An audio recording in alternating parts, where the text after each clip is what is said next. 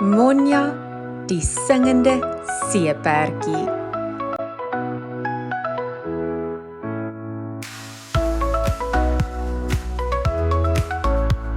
Jy luister naar Klets in Afrikaans.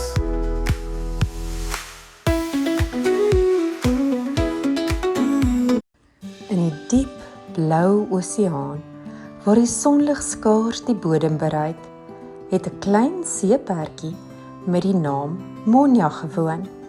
Monja was 'n baie spesiale seeperdjie.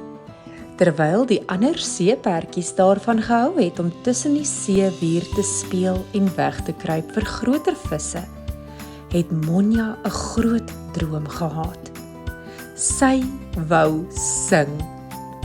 Elke dag het Monja na die pragtige klanke van die walvisse geluister. Hulle liedjies het deur die water gegaan en die hele oseaan gevul met melodieë. Monja het gedroom om eendag saam met hulle te kon sing, maar sy was bang dat haar klein stemmetjie nie gehoor sou word nie. Een oggend, terwyl Monja deur die koraalriwe geswem het sy 'n ou seekat met die naam Oupa Otto ontmoet. Oupa Otto was bekend vir sy wysheid en kennis van die oseaan. Monja het haar moed bymekaar geskraap en haar droom met Oupa Otto gedeel. "Ek wil so graag sing, Oupa Otto, maar ek is bang dat niemand my sal hoor nie," het Monja gesê. Oupa Otto het met sy groot, vriendelike oë na Monja gekyk en gesê: "Monja, elke stem in die oseaan is belangrik. Dit maak nie saak hoe klein jy is nie. Jou stem kan 'n groot verskil maak. Jy moet net in jouself glo." Met nuwe moed het Monja begin oefen. Sy het elke dag gesing. Haar stem het sterker en sterker geword.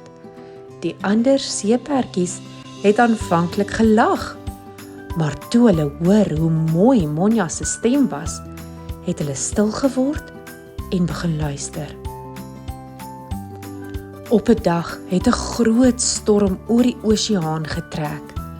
Die golwe was wild en die water was donker. Die seeperdjies het vreeslik bang geword en geweet hulle moet skuilings soek. Monja het geweet dit is haar kans om te help. Sy het begin sing. Haar stem helder en sterk. Haar liedjie het deur die water gegaan en die ander seeperdjies gelei na 'n veilige plek tussen die koraalriwe. Toe die storm verby was, het die seeperdjies Monja bedank. Hulle het besef dat haar stem hulle gered het. En van daardie dag af het Monja elke dag gesing. En haar liedjies het die hele oseaan gevul met vreugde, geluk en hoop. En so het Monja, die klein seeperdjie met die groot droom, bewys dat elke stem, hoe klein ook al, 'n verskil kan maak.